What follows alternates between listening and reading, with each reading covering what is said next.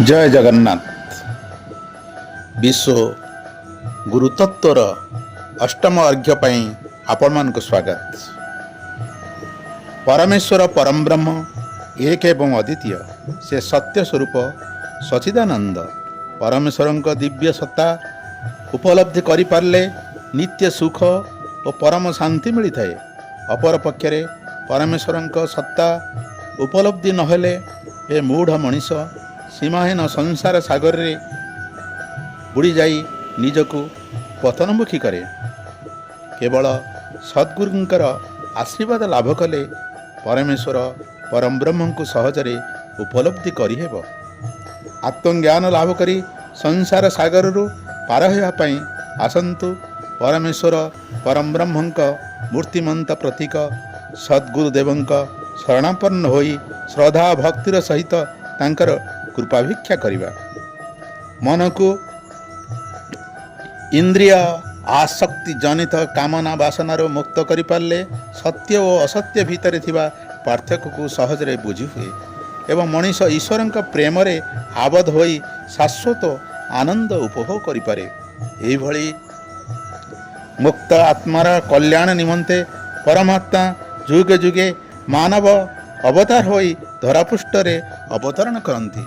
करुणामय ऋषि श्रेष्ठ व्यासदेव एभली एक धरावतरण आम एक उदाहरण। आसंतु आज आम से महान ऋषि श्रेष्ठ संपर्क रे किछि जानिबा। ओम व्यासाय विष्णुरूपाय व्यासदेव।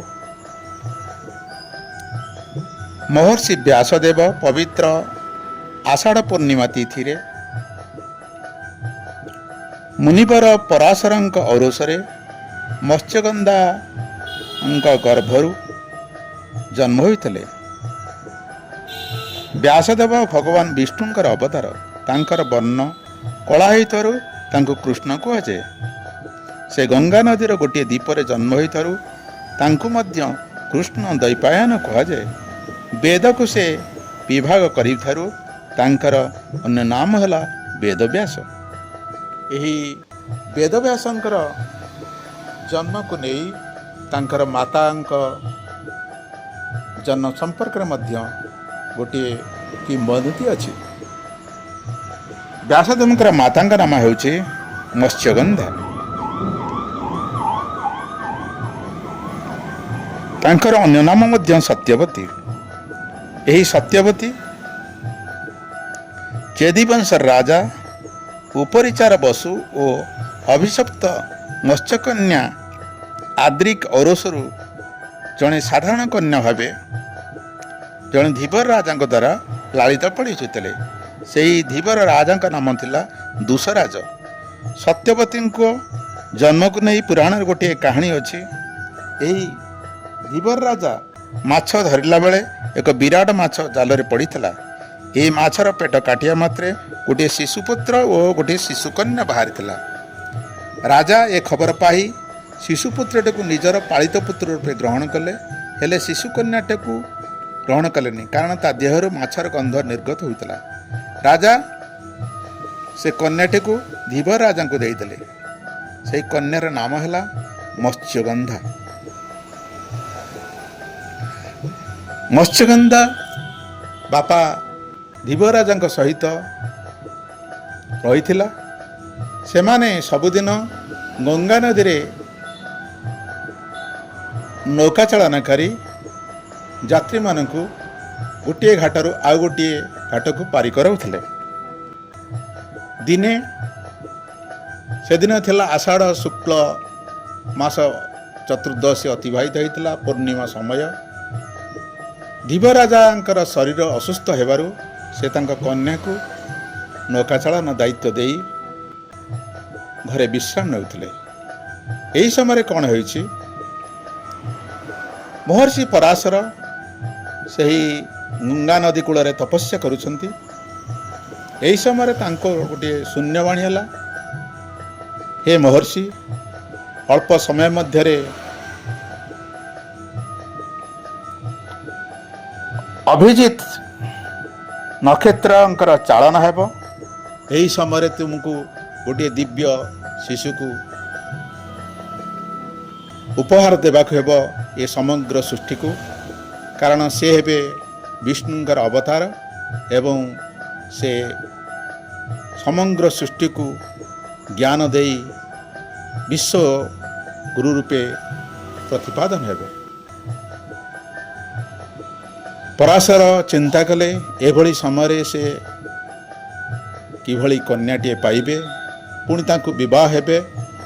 ଏହି ଘଡ଼ିସନ୍ଧି ମୁହୂର୍ତ୍ତରେ ସେ ଦେଖିଲେ ଗଙ୍ଗା ନଦୀରେ ସେ ଜଣେ କୁମାରୀ କନ୍ୟା ନୌକା ଚାଳନା କରୁଛନ୍ତି। ତେଣୁ ସେ ତପବଳରେ ସେ ସ୍ଥାନକୁ ଯାଇ କନ୍ୟାଟିକୁ ପ୍ରାପ୍ତ ବୟସରେ ପରିଣତ କରିଥିଲେ। ଚତୁର୍ଦିଗରେ କୁହୁଡ଼ିର ବଳୟ ଘେରାଇ ଦେଇଥିଲେ ଏବଂ ସେହି କନ୍ୟାର ମତ୍ସ୍ୟଗନ୍ଧକୁ ଦୂର କରିଦେଇ ତାକୁ ପରିବର୍ତ୍ତିତ କରିଦେଇଥିଲେ ସୁବାସିତ କସ୍ତୁରୀ ଗନ୍ଧରେ, ଏବଂ ସେହି ମତ୍ସ୍ୟଗନ୍ଧା ମୁହୂର୍ତ୍ତକ ମଧ୍ୟରେ ହୋଇଯାଇଥିଲା ଯୋଜନ ଗନ୍ଧା, କାରଣ ଯୋଜନ ପର୍ଯ୍ୟନ୍ତ ସେହି ଗନ୍ଧ ବ୍ୟାପି ଯାଉଥିଲା। ସେହି ଯୋଜନ ଗନ୍ଧା ରୂପଲାବଣ୍ୟରେ ମହର୍ଷି ମୁଗ୍ଧ ହୋଇ ତାଙ୍କୁ ନିଜର ସ୍ତ୍ରୀ ରୂପେ ଗ୍ରହଣ କଲେ ଏବଂ ମିଳିତ ହେବାରୁ ଯୋଜନଗଦାଙ୍କ ଗର୍ଭରୁ ଗୋଟିଏ ସନ୍ତାନ ସୃଷ୍ଟି ହେଲା। କିନ୍ତୁ ତାଙ୍କର କୁମାରିତ୍ୱ କିଭଳି ନଷ୍ଟ ନୁହେଁ, ସେ କର୍ଣ୍ଣବଟେ ସନ୍ତାନଟିକୁ ଜାତ କଲେ। ତେଣୁ ତାଙ୍କର ସେ ସନ୍ତାନର ଅନ୍ୟ ନାମ ମଧ୍ୟ ହେଲା କାହ୍ନୁ। ଏହାକୁ ନେଇ ଜଗନ୍ନାଥ ଦାସ ଲେଖିଲେ, ମୁନି ଜନ ଶ୍ରୀକୃଷ୍ଣ ଚରିତ ବିଧାନ, ତ୍ରେତୟା ଯୁଗ ଭଗନ୍ତେ ଦ୍ୱାପର ଯୁଗ ଉପଗତେ, ପରାଶରଙ୍କ ବୀର୍ଯ୍ୟଜୁତେ ଯୋଜନ ଗନ୍ଧା ଗର୍ଭଗତେ, ବିଷ୍ଣୁର ବଂଶେ ବ୍ୟାସ ମୁନି ଜନ୍ମିଲେ ନର ଦେହ ଘେନି। ଜନ୍ମ ପରେ ସେହି ଶିଶୁ ପୁତ୍ରଟି ତପସ୍ୟା କରିବା ପାଇଁ ବନକୁ ଚାଲିଲେ ଏବଂ ମାଆଙ୍କୁ କହିଗଲେ, ମା, ମୁଁ ଯୁଆଡ଼େ ଯାଏ ନା କାହିଁକି, ତୁ ଯଦି ମୋତେ ସ୍ମରଣ କରିବୁ ମୁଁ ନିଶ୍ଚିନ୍ତ ଭାବରେ ତୋ ପାଖରେ ଆସି ଉଭା ହେବି। ଏହି ହେଲା ବ୍ୟାସଦେବଙ୍କର ଜନ୍ମ ବୃତ୍ତାନ୍ତ, ଯିଏକି ସମ୍ପୂର୍ଣ୍ଣ ସୃଷ୍ଟିକୁ ଜ୍ଞାନର ଭଣ୍ଡାର ଦେଇଦେବେ ଏବଂ ହେବେ ଈଶ୍ୱର ଜଣେ ଅଦ୍ୱିତୀୟ ଗୁରୁ। ମହର୍ଷି ବ୍ୟାସଦେବ ଲୋକ କଲ୍ୟାଣକାରୀ ବହୁବିଧ କାର୍ଯ୍ୟ କରିଥିଲେ।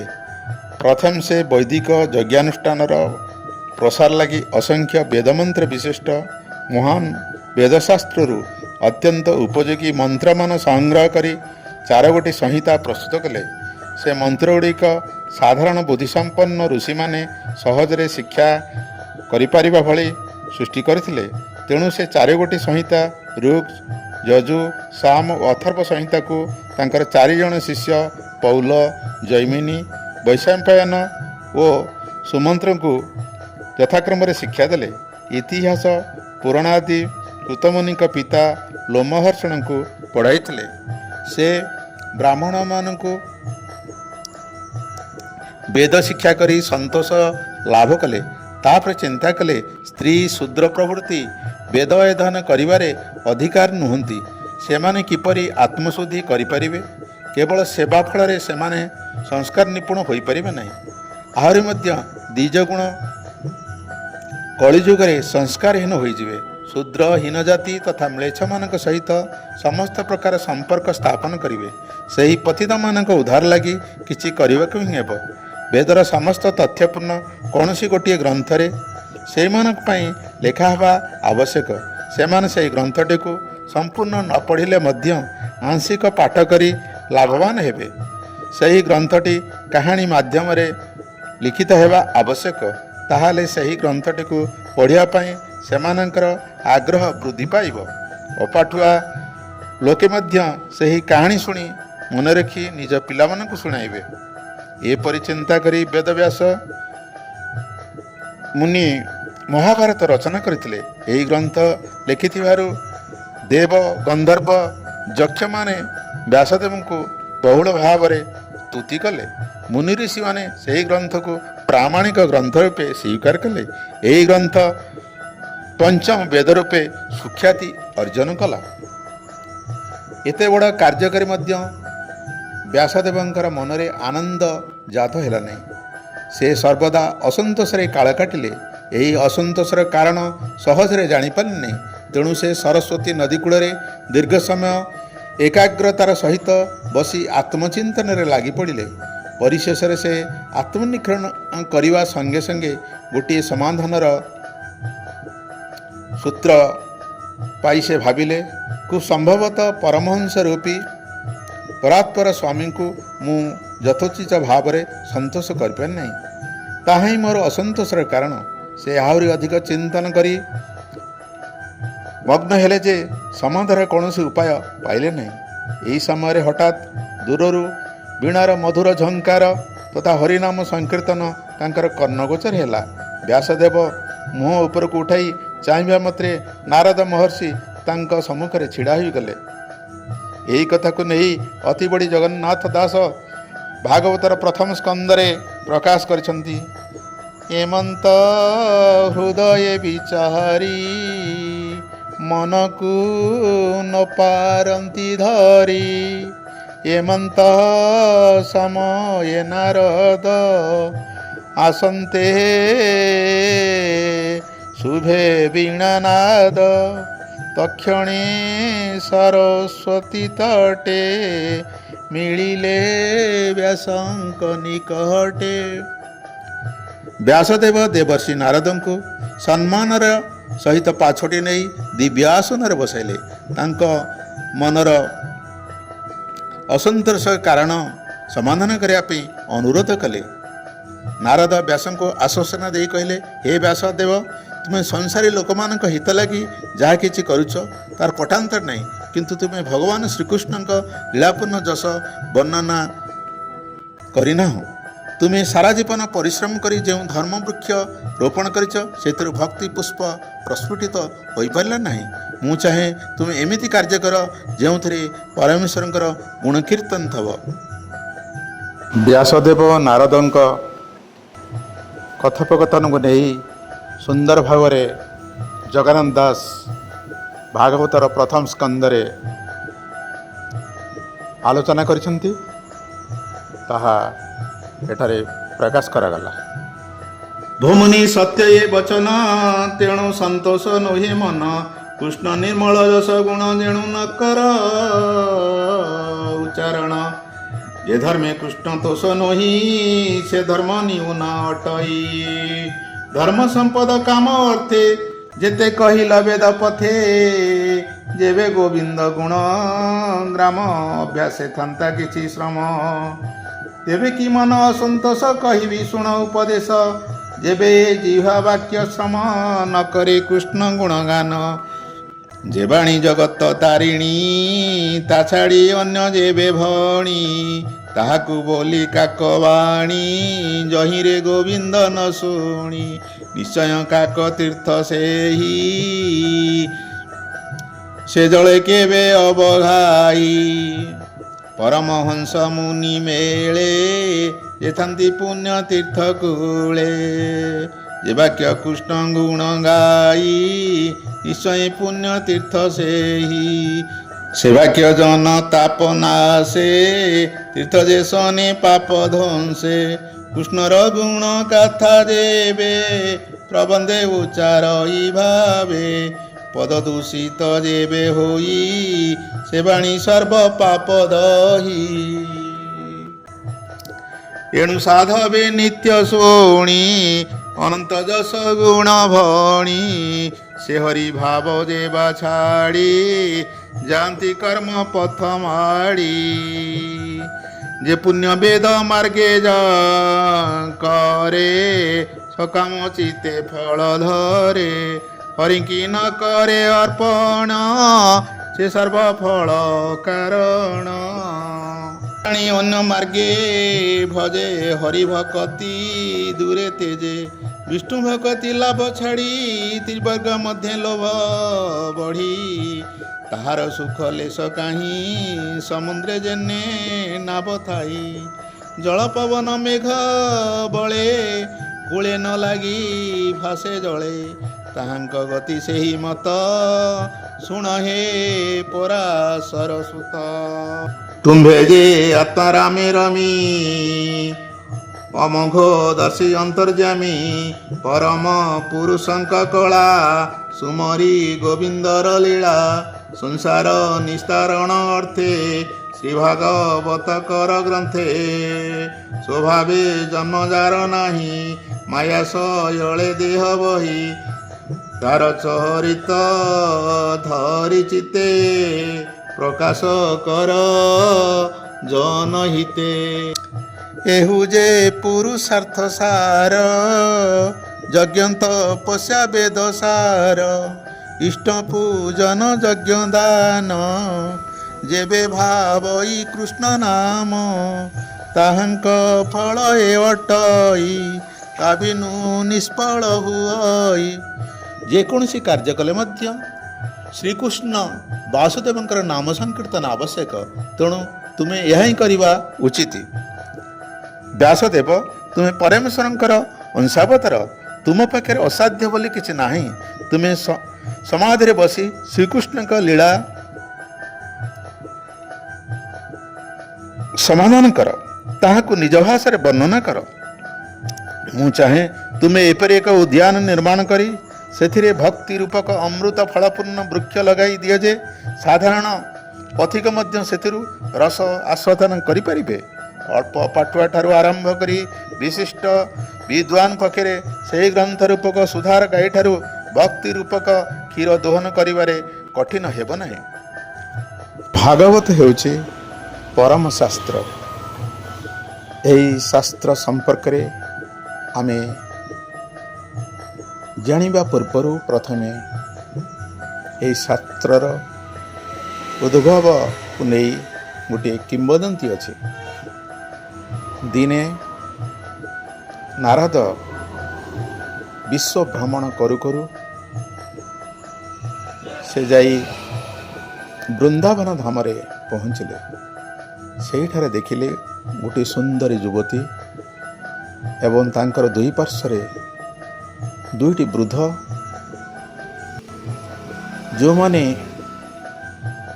सते जेमिति निकटरे मृत्युपथर यात्री हेबे एही वृद्ध द्वयं को देखि युवती आखिरु झरझर होई लुह बहुଥାଏ नारद एकथा पचारिबारु ସେହି ଯୁବତୀ ଜଣେ କହିଲା हे महाभाग ମୁଁ ହେଉଛି ଭକ୍ତି ଏ ବୃଦ୍ଧ ଦି ଜଣ ହେଉଛନ୍ତି ମୋର ପୁତ୍ର ଜ୍ଞାନ ଓ ବୈରାଗ୍ୟ କିନ୍ତୁ ବଡ଼ ଦୁଃଖର କଥା ମୁଁ ଯୁବତୀ ଥିଲାବେଳେ ମୋର ପୁତ୍ର ଦୁଇ ଜଣ ବୃଦ୍ଧ ଅବସ୍ଥାରେ ପହଞ୍ଚି ମୃତ୍ୟୁପଥର ଯାତ୍ରୀ ହେଉଛନ୍ତି ତେଣୁ ଏହାକୁ ଦେଖି କେଉଁ ମା ସୁଖରେ ରହିପାରିବ ସେଇଥିପାଇଁ ମୋ ଆଖିରୁ ଧାର ଧାର ହେଇ ଲୁହ ବହିଯାଉଛି ସେ ସମୟରେ ଭାଗବତ ଯୁବତୀ ଜଣଙ୍କର ଦୁଃଖ ନିବୃତ୍ତ କରିବା ପାଇଁ ଚିନ୍ତା କଲେ ସେ ଚିନ୍ତାରେ ପ୍ରକଟିତ ହେଲେ ସନକାଦି ଚାରିକୁମାର ସେମାନେ କହିଲେ ଭାଗବତକୁ ଯଦି ଶୁଣାଇ ଦିଆଯାଏ ତାହେଲେ ନିଶ୍ଚିନ୍ତ ଭାବରେ ଭକ୍ତିର ଦୁଇ ପୁତ୍ର ଜ୍ଞାନ ବୈରାଗ୍ୟ ସତେଜ ହୋଇ ଯୌବନ ପ୍ରାପ୍ତ ହେବେ ନାରଦ ତାହା ହିଁ କଲେ ପ୍ରକୃତରେ ଭାଗବତର ମହିମା ଅପାର ସମଗ୍ର ବିଶ୍ୱବାସୀଙ୍କ ହୃଦୟରେ ଭକ୍ତିର ଜ୍ଞାନ ସଞ୍ଚାର କରିବା ପାଇଁ ପ୍ରଭୁଙ୍କ କଣ୍ଠରୁ ଝରି ପଡ଼ିଥିଲା ଓಂ ତିନି ଅକ୍ଷର ବିଶିଷ୍ଟ ଏହି ତିନି ଅକ୍ଷର ବିଶିଷ୍ଟ ଭାଗବତକୁ ସେ ପ୍ରଭୁ ଅନନ୍ତଙ୍କୁ ସମର୍ପଣ କରିଥିଲେ ଅନନ୍ତ 24 ଅକ୍ଷର କରି ଗାୟତ୍ରୀ ମନ୍ତ୍ରରେ ବ୍ରହ୍ମାଙ୍କୁ ଅର୍ପଣ କଲେ। ବ୍ରହ୍ମା ଏହି ଶ୍ରୀମଦ୍ ଭାଗବତକୁ ବ୍ରହ୍ମା 4ଟି ଶ୍ଲୋକରେ ନାରାୟଣ ଋଷିକୁ ସମର୍ପଣ କରିଥିଲେ। ନାରାୟଣ ଋଷି 10ଟି ଶ୍ଲୋକରେ ଶ୍ରୀ ନାରଦଙ୍କୁ ସମର୍ପଣ କରିଥିଲେ। ନାରଦ 100 ଶ୍ଲୋକ ବିଶିଷ୍ଟ କରି ସେ ବ୍ୟାସଦେବଙ୍କୁ ଅର୍ପଣ କରିଥିଲେ। ବ୍ୟାସଦେବ 18,000 ଶ୍ଲୋକରେ ପ୍ରଭୁ ଭଗବାନଙ୍କର ଲୀଳା ଶ୍ରୀମଦ୍ ଭାଗବତ ରଚନା କରିଥିଲେ। ସେ ଏହାକୁ ରଚନା କରି ନିଜର ସୁପୁତ୍ର ସୁଖଦେବଙ୍କୁ ପଢ଼ାଇଥିଲେ। ସୁଖଦେବ ଏହି ପବିତ୍ର ଗ୍ରନ୍ଥକୁ ଗଙ୍ଗା ନଦୀ କୂଳରେ ପରୀକ୍ଷିତକୁ ଶୁଣାଇଥିଲେ। ପରୀକ୍ଷିତ ମୋକ୍ଷ ଲାଭ କରିଥିଲେ। ଆଉ ସେଇଠାରେ ସେ ଶୁଣିଥିଲେ ସୂତ ମହର୍ଷି। ସୂତ ମହର୍ଷି ନୈମିଷାରଣ୍ୟରେ ଘୋର କଳିଯୁଗ ଆଗମନରେ ସମଗ୍ର ଋଷି ସମାଜକୁ ଶୁଣାଇଥିଲେ। ସେହିଦିନଠୁ ଭାଗବତର ପ୍ରଚାର ପ୍ରସାର ବିଶ୍ୱରେ ଲାଗିଥିଲା। ଏ ହେଉଛି ପରମ ଧର୍ମ। ଏହି ପରମ ଧର୍ମକୁ ଭଗବାନ ବ୍ୟାସଦେବ ଆମ୍ଭମାନଙ୍କୁ ଅର୍ପଣ କରିଥିବାରୁ ସେ ହେଉଛନ୍ତି ଆମର ପୂଜ୍ୟ ଗୁରୁ। କହିବାକୁ ଗଲେ ଏ ବିଶ୍ୱରେ ସେ ହେଉଛନ୍ତି ଆଦ୍ୟ ଗୁରୁ। ତେଣୁ ଆଜିର ଏହି ପବିତ୍ର କ୍ଷଣରେ ସେହି ଆଦ୍ୟ ଗୁରୁଙ୍କୁ ପ୍ରଣାମ କରି ମୁଁ ଆମର ବିଶ୍ୱ ଗୁରୁତତ୍ତ୍ୱର ଅଷ୍ଟମ ଅର୍ଘ୍ୟକୁ ସମାପ୍ତ କରୁଛି। ଜୟ ଜଗନ୍ନାଥ।